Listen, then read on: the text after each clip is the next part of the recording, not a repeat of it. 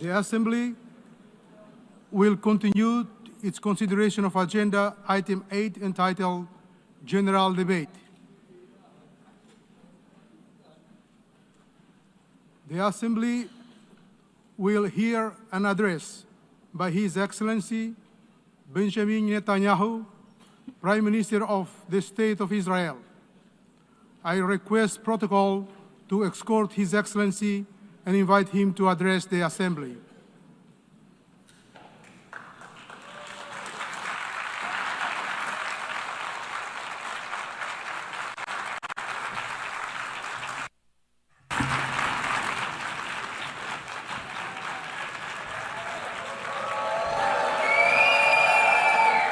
Please, order in the hall.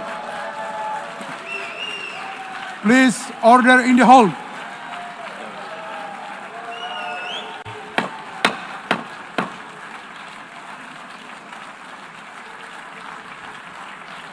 Please, order in the hall.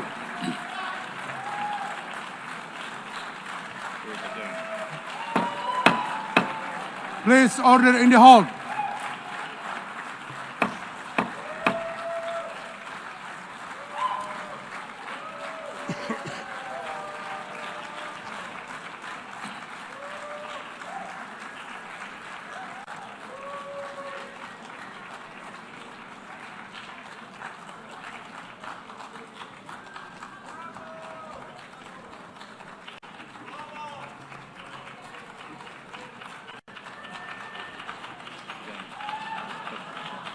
Please, order in the hall, and please be seated.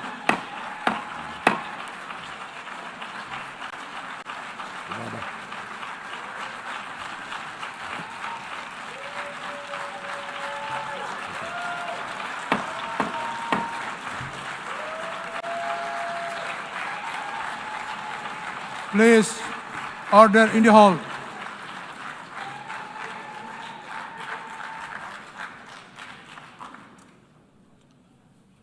Mr. President,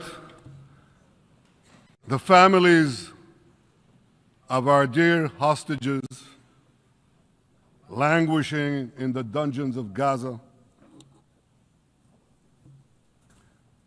ladies and gentlemen, last year I stood at this podium and I showed this map. It shows the curse of Iran's terror axis.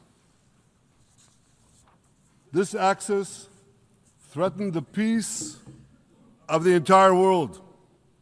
It threatened the stability of our region and the very existence of my country, Israel. Iran was rapidly developing a massive nuclear weapons program and a massive ballistic missile program. These were meant not only to destroy Israel, they were meant also to threaten the United States and blackmail nations everywhere. From Gaza, Yahya Sinwar dispatched waves of Hamas terrorists. They stormed into Israel on October 7th and committed acts of unspeakable savagery.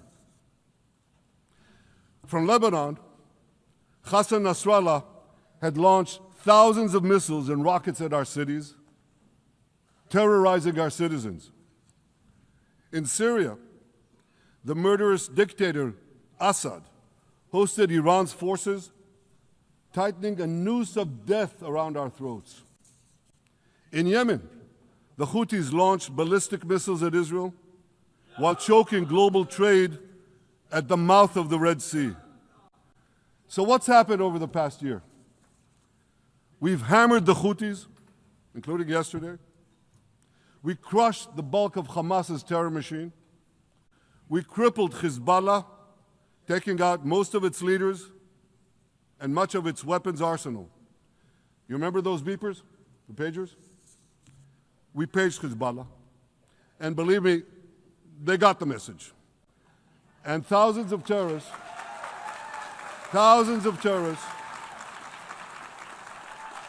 dropped to the ground. We destroyed Assad's armaments in Syria. We deterred Iran's Shiite militias in Iraq. And most importantly, and above anything else that I could say to you or that we did in this past year, in this past decade, we devastated Iran's atomic weapons and ballistic missiles programs.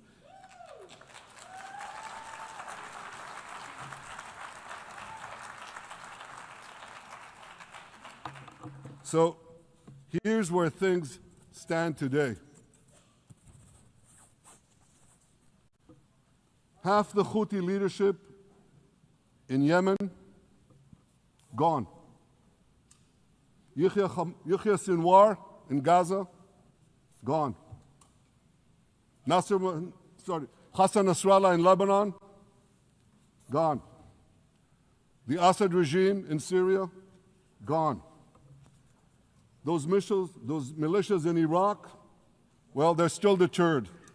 And their leaders, if they attack Israel, will also be gone.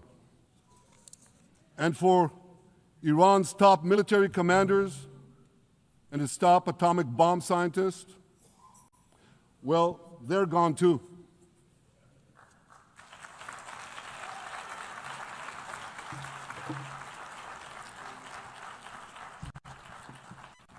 Israel's 12-day war with Iran, which I renamed Operation Rising Lion, that's from the Bible. This 12-day war will go down in the annals of military history. Our daring pilots neutralized Iran's missile defenses and took control of the skies over Tehran. And you saw this. Israeli fighter pilots and American B-2 pilots bombed Iran's nuclear enrichment sites. I want to thank President Trump for his bold and decisive action.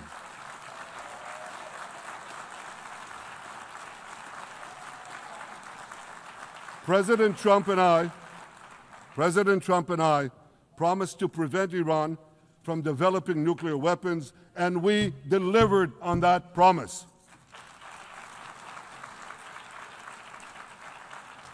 We removed an existential threat to Israel, and a mortal threat to the civilized world. We lifted a dark cloud that could have claimed millions and millions of lives.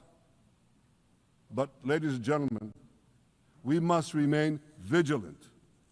We must remain absolutely clear-minded and vigilant. We must not allow Iran to rebuild its military nuclear capacities. Iran's stockpiles of enriched uranium, these stockpiles must be eliminated. And tomorrow, UN Security Council sanctions on Iran must be snapped back.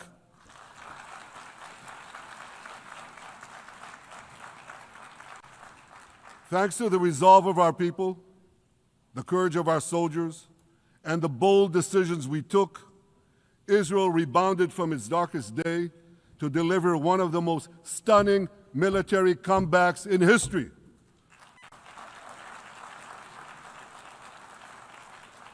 But we're not done yet. The final remnants of Hamas are holed up in Gaza City. They vow to repeat the atrocities of October 7th again and again and again, no matter how diminished their forces. That is why Israel must finish the job. That is why we want to do so as fast as possible.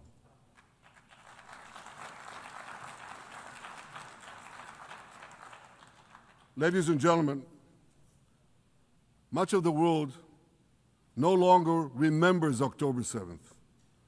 But we remember. Israel remembers October 7th. On that day, well, I'll tell you, you can remember October 7th too. You see this large pin here? It's a QR code. What I ask you to do is hold up your phones, zoom in, and you too will see why we fight and why we must win. It's all in here. On October 7th, Hamas carried out the worst attack on Jews since the Holocaust. They slaughtered 1,200 innocent people including over 40 Americans and foreign nationals from dozens of countries represented here. They beheaded men. They raped women. They burnt babies alive. They burnt babies alive in front of their parents. What monsters. And these monsters took more than 250 people hostage. And those included Holocaust survivors, grandmothers and their grandchildren. Who takes hostage grandmothers and grandchildren? Hamas does. So far, we've brought home 207 of these hostages, but 48 still remain in the dungeons of Gaza. 20 of them are alive, starved, tortured, deprived of any daylight, deprived of humanity. These are the names of the 20 living hostages. Matan Angrest, Gali and Zerv Berman, brothers, Elkanah Buchbot, Rom Braslavsky, Nimrod Cohen, Ariel and David Cunyo, another pair of brothers, Guy Gilboa Dalal, Evyatar David. You saw the picture of Evyatar David, emaciated, forced to dig his own grave. Maxim Herkin, Eitan Horn, Segev Kalfon, Bar Kuperstein, Omri Meran, Eitan Mor, Yosef Chaim Ochana, Alon Ohel, Avinatam Or, and Matan Tsengarker. Now, ladies and gentlemen, I want to do something I've never done before. I want to speak from this forum directly to those hostages through loudspeakers. I've surrounded Gaza with massive loudspeakers connected to this microphone in the hope that our dear hostages will hear my message. And I'll say it first in Hebrew and then in English. אחינו הגיבורים, מדבר ראש הממשלה בנימין נתניהו. אני פונה עליכם מעל בימת האו"ם. לא שכחנו אתכם, אפילו לא לשנייה. העם כולו איתכם, ואנחנו לא נשקוט ולא נרפה עד שנחזיר את כולכם הביתה. החיים והחללים כאחד.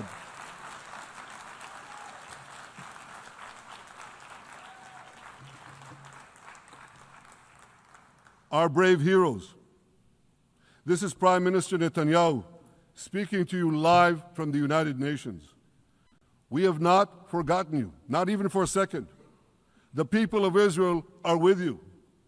We will not falter and we will not rest until we bring all of you home.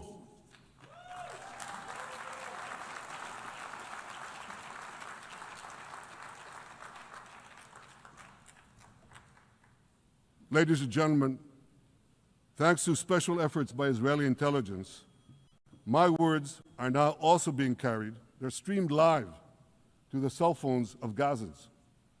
So to the remaining Hamas leaders and to the jailers of our hostages, I now say, lay down your arms. Let my people go. Free the hostages, all of them, the whole 48. Free the hostages now.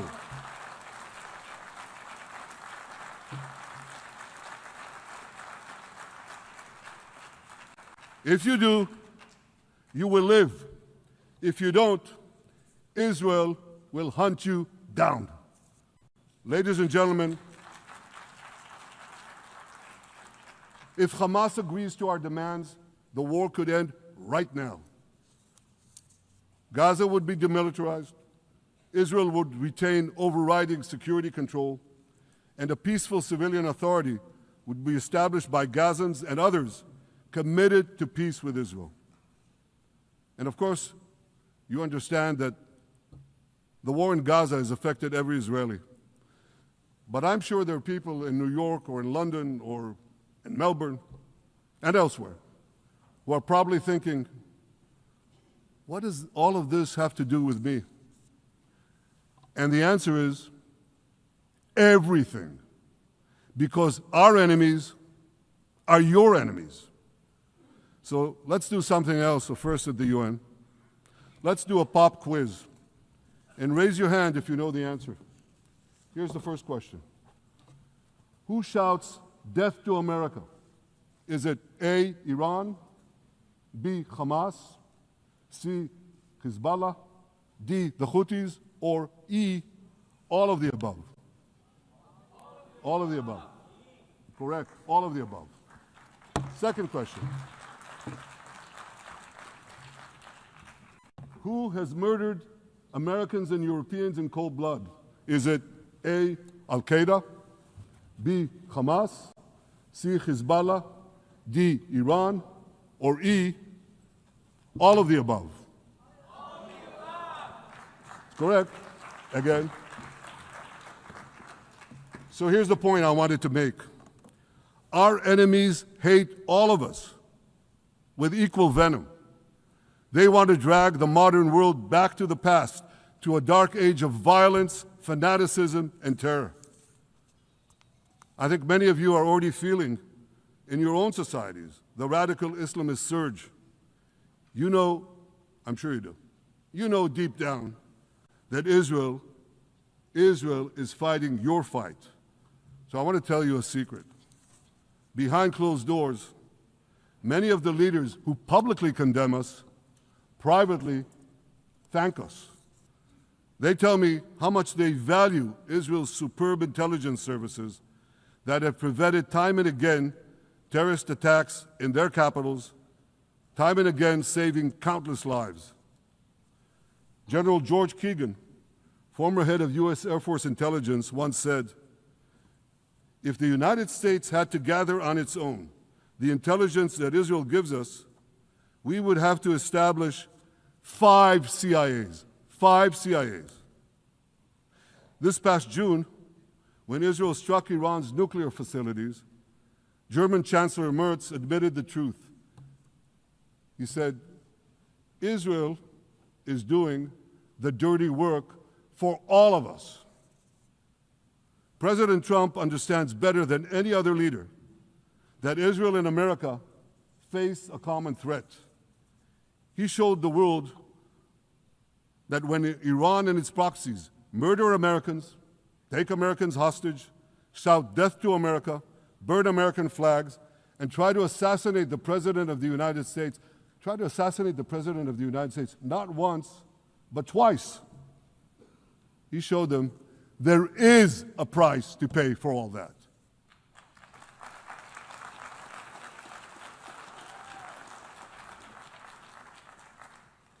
But regrettably, many leaders who are represented in this hall, they send a very different message. Sure, in the days immediately following October 7th, many of them supported Israel. But that support quickly evaporated when Israel did what any self-respecting nation would do in the wake of such a savage attack. We fought back. Now just imagine, just sit back for a second and imagine an attack against America proportioned to the attack against Israel on October 7th. Imagine a regime, a terror regime, dispatching thousands of terrorists to invade the United States. They massacre 40,000 Americans. They take 10,000 Americans hostage. What do you think America would do? You think America would leave that regime standing? You don't think that. No way, not a chance. The United States would wipe out that terror regime and ensure that such savagery would never threaten America again. This is precisely what Israel is doing in Gaza. We're wiping out the terror regime of Hamas and ensuring that this savagery will never threaten Israel again. That's what we are doing. That's what any self-respecting government would do.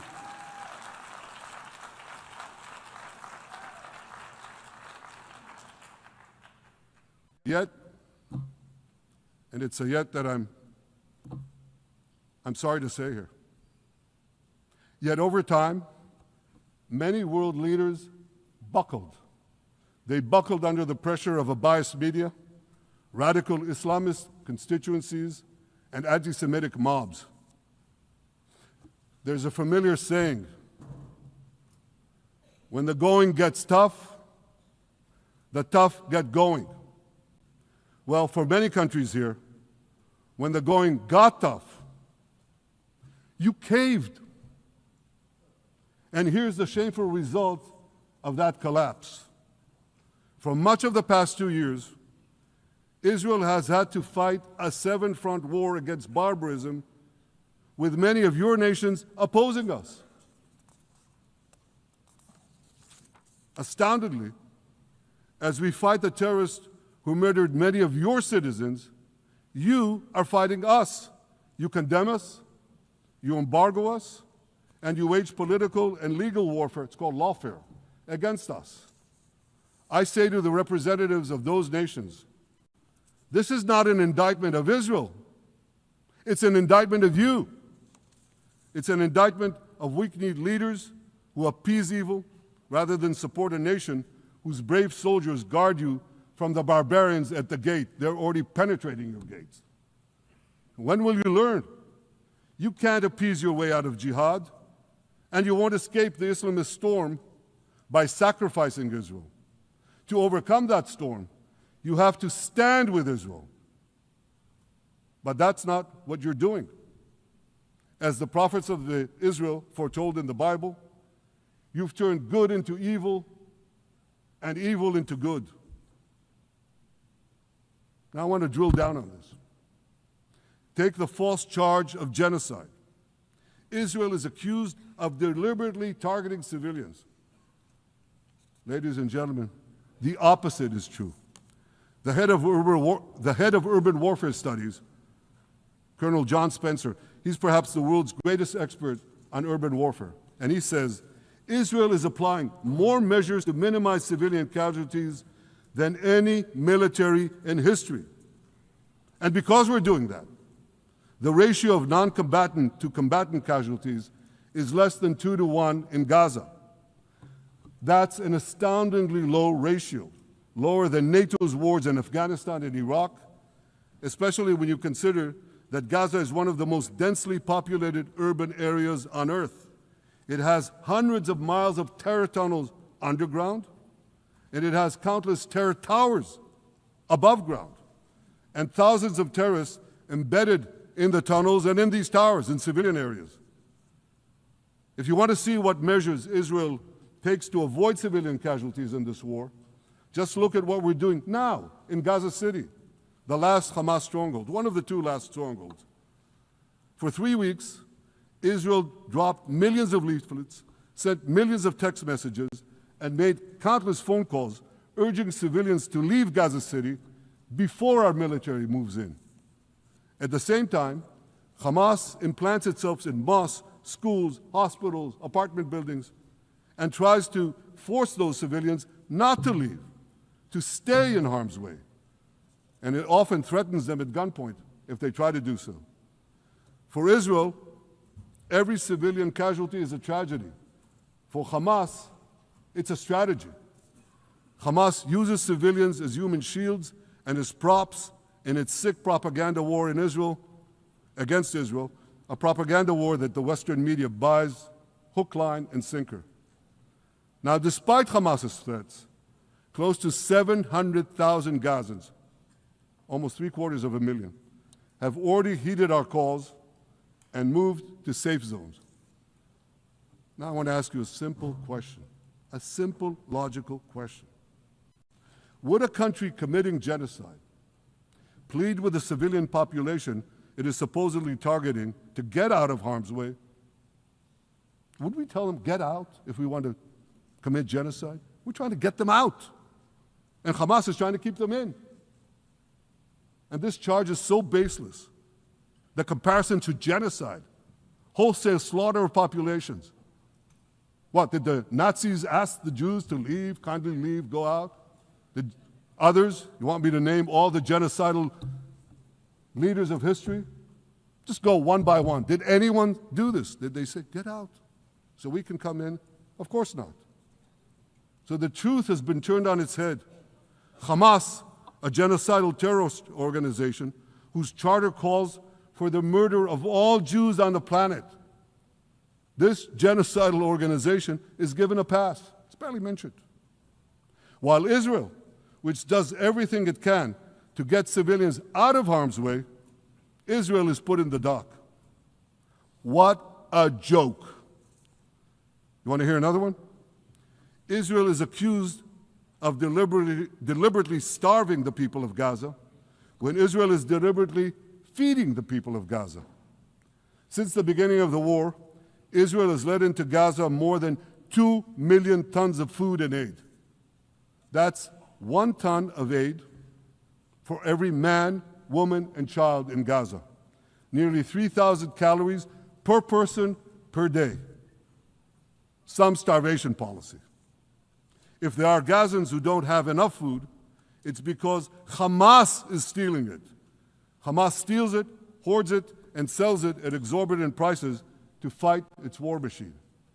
Last month, even the UN, not exactly a supporter of Israel.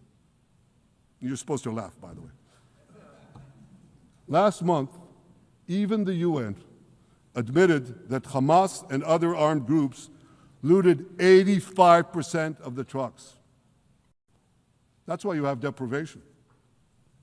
Those who peddled the blood libels of genocide and starvation against Israel are no better than those who peddled blood libels against the Jews in the Middle Ages when they falsely accused us of poisoning wells, spreading plague, and using the blood of children to bake Passover matzahs. Anti-Semitism dies hard. In fact, it doesn't die at all. It just keeps coming back with its libelous lies, refurbished, regurgitated over and over again. And I want to tell you something else. These anti-Semitic lies, they have consequences. In recent months, Jews have been assaulted in Canada, Australia, Britain, France, the Netherlands, and elsewhere. Here in America, an elderly Holocaust survivor was burned to death in Colorado. And a beautiful young couple from the Israeli embassy in Washington was brutally gunned down right in front of the Holocaust Museum there. Thankfully, President Trump's administration is forcefully fighting the scourge of anti-Semitism, and every government here should follow its lead. But instead, many do the opposite. They actually reward the worst anti-Semites on earth. This week, the leaders of France, Britain, Australia, Canada, and other countries unconditionally recognized a Palestinian state. They did so after the horrors committed by Hamas on October 7th. Horrors praised on that day by nearly 90% of the Palestinian population. Now, let me say that again. Nearly 90% of Palestinians supported the attack on October 7th. It's not supported only, they celebrated it. They danced on the rooftops. They threw candies. That's both in Gaza and in Judea, Samaria, the West Bank, as you call it. And it's just the way they celebrated another horror, 9/11. They danced on the rooftops. They cheered. They threw candy. You know what message the leaders who recognized the Palestinian state this week sent to the Palestinians? It's a very clear message. Murdering Jews pays off. Well, I have a message for these leaders. When the most savage terrorists on earth are effusively praising your decision, you didn't do something right. You did something wrong, horribly wrong. Your disgraceful decision will encourage terrorism against Jews and against innocent people everywhere. It will be a mark of shame on all of you. But wait a minute, Mr. Prime Minister, they tell me. Wait a minute. We believe in a two-state solution where the Jewish state of Israel will live side by side in peace with the Palestinian state. There's only one problem with that. The Palestinians, they don't believe in this solution. They never have. They don't want a state next to Israel. They want a Palestinian state instead of Israel. And that's why every time they were offered a Palestinian state, but were required to end the conflict with Israel and recognize the Jewish state, every time, over the decades, they turned it down. And that is why every time they were given territory, they used it to attack us. In fact, they effectively had a Palestinian state in Gaza. So what did they do with that state? Peace? Coexistence? No. They attacked us time and time again. Totally unprovoked. They fired rockets into our cities. They murdered our children. They turned Gaza into a terror base from which they committed the October 7th massacre. So here's the uncomfortable truth. The persistent Palestinian rejection of a Jewish state in any boundary is what has driven this conflict for over a century. It is still driving it. It's not the absence of a Palestinian state. It's the presence and existence of a Jewish state. And I find it amazing, that the foreign chancelleries and the ministries and all those who pontificate about this, and the leaders, how can they not see this basic truth when it is repeated again and again and again ad nauseum? And I want to say something else. This rejection of a Jewish state not only applies to Hamas, it also applies to the so-called moderate Palestinian Authority. You should know that the Palestinian authorities pays terrorists to slay Jews. The more Jews the terrorists slay, the more the Palestinian Authority pays. The Palestinian Authority names its government buildings, its public squares, its schools, after the mass murderers of Jews, which they glorify as martyrs. They pay and glorify not just the killer of Jews, but also killers of Christians. Christians like Taylor Force, an American veteran who was brutally murdered in Israel by Palestinian terrorists. But, that I hear from the Western leaders. They tell me, the PA promised us it will reform. And I know this time, Prime Minister, it will be different. Yeah, right. We've heard these promises for decades. They always promise. They never deliver. Because you see, the Palestinian Authority is corrupt to the core. They haven't held elections in 20 years. They use the same textbooks as Hamas, exactly the same textbooks. They teach their children to hate Jews and destroy the Jewish state. And Christians don't fare much better. When Bethlehem, the birthplace of Jesus, was under Israeli control, 80% of its residents were Christians. But since the PA took control, that number has dwindled to under 20%. These are the people you want to give a state to? What you're doing is giving the ultimate reward to intolerant fanatics who perpetrated and supported the October 7th massacre. Giving the Palestinians a state 1 mile from Jerusalem after October 7th is like giving Al-Qaeda a state 1 mile from New York City after September 11th. This is sheer madness. It's insane, and we won't do it.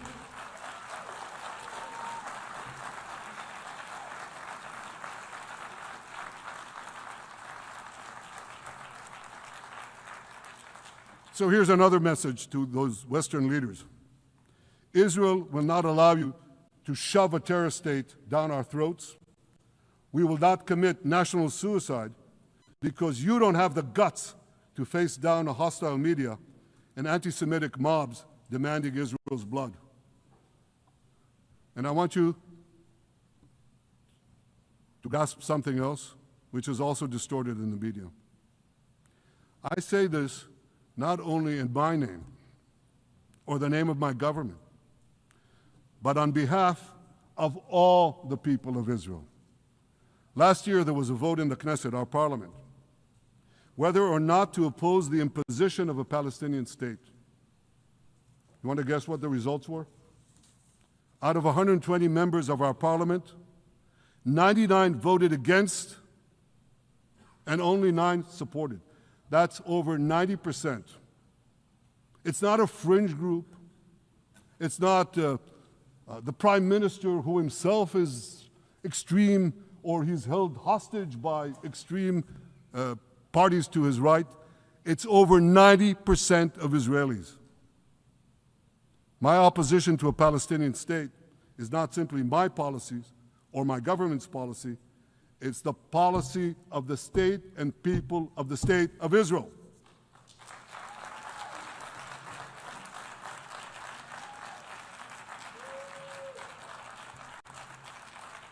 Western leaders may have buckled under the pressure.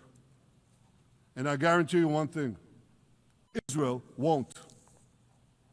Israel's victories over the Iranian... Thank you, I know you won't too, that's good. Israel's victories over the Iranian terror axis have opened up possibilities for peace that were unthinkable 2 years ago. Take Syria. For decades, the very idea of peace between Israel and Syria seemed unimaginable. Well, no more. Today, we have begun serious negotiations with the new Syrian government. I believe an agreement can be reached that respects Syria's sovereignty and protects both Israeli security and the security of the minorities in the region, including the Druze minority. From the founding of Israel, Jews and Druze have been brothers in arms.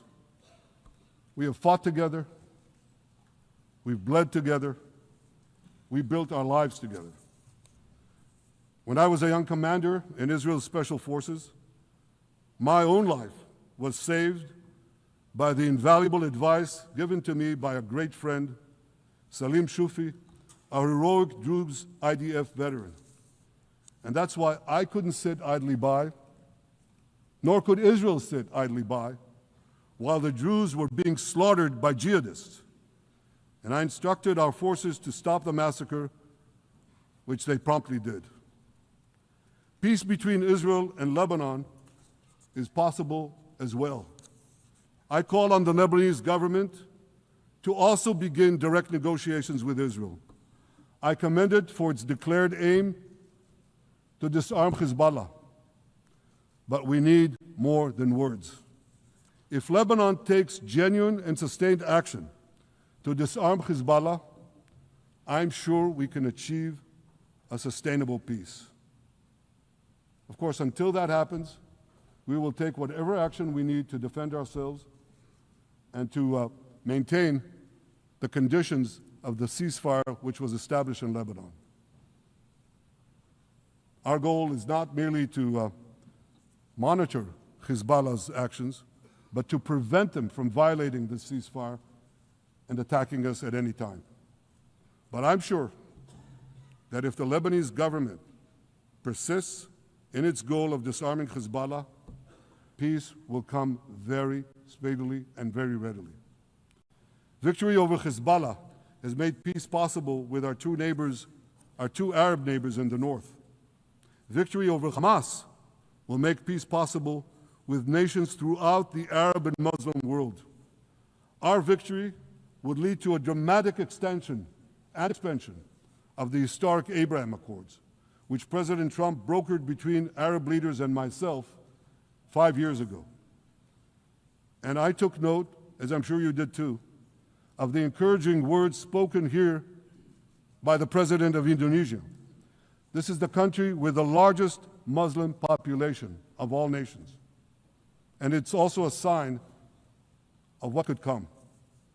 Forward-looking Arabs and Muslim leaders know that cooperating with Israel will provide them with groundbreaking Israeli technologies, including in medicine and science, in agriculture and water, in defense and AI, and so many other fields.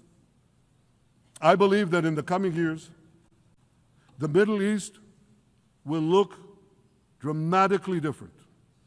Many of those who wage war on Israel today will be gone tomorrow. Brave peacemakers will take their place.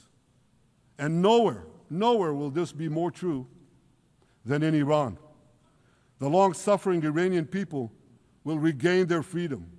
They will make Iran great again. And our two ancient peoples,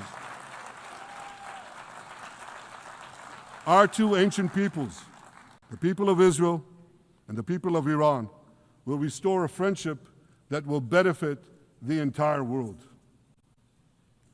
Ladies and gentlemen, the horrors that happened on one dark day, October 7th, those horrors happened countless times during the centuries of my people's exiles among the nations. Jewish blood was cheap. Jews were killed with impunity. We had to beg others to defend us. The rise of Israel did not mean that the attempts to destroy us would end. It meant that we could fight back against those attempts. And that is exactly what Israel has done since October 7th. Our sons and daughters fought like lions. Our brave soldiers donned their uniforms and rushed into battle. They were armed with the dreams of the 100 generations of Jews who came before them. The dream of living as a free people in the land of Israel, our beloved homeland for more than 3,000 years. The dreams of living in our own independent state. The dream of having an army to defend ourselves. And the dream of being a light unto the nations, a beacon of progress, ingenuity, innovation, for the benefit of all humanity. On October 7th, the enemies of Israel tried to extinguish that light. 2 years later, the resolve of Israel and the strength of Israel burned brighter than ever. With God's help, that strength and that resolve would lead us to a speedy victory and to a brilliant future of prosperity and peace. Thank you very much.